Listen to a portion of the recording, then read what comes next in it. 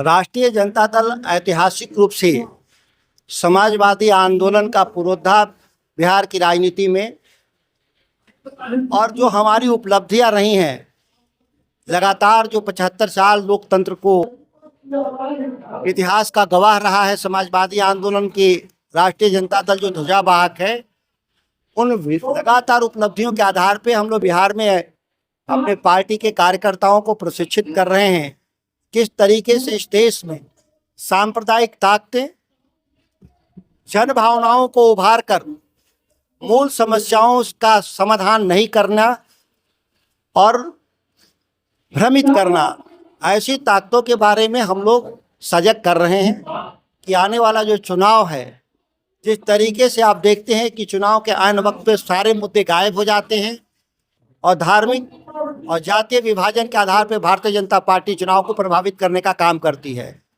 उन तमाम सवालों से अवगत कराएंगे अपने पार्टी के कार्यकर्ताओं को। क्या लगता है सर, इसका विधानसभा चुनाव में इसका असर नहीं होगा? हमेशा दिखा है, आप देख रहे होंगे कि भारतीय जनता पार्टी डरी हुई पार्टी है जो अपने सहयोगियों के जरिए चुनाव लड़ने का काम करती है।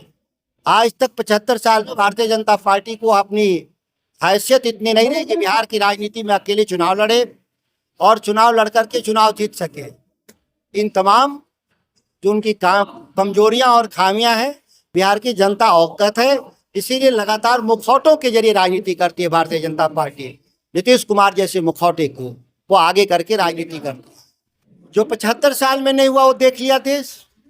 जब हम कमजोर थे तो भी अमेरिका की बादशाहत को चुनौती दिए, और आज कह रहे हैं लोग कि हम बहुत मजबूत हैं, और अमेरिका के राष्ट्रपति के एक बंदर घुड़ के से तुरंत वो डाउन हो गए, घुटना टेक दिए लोग।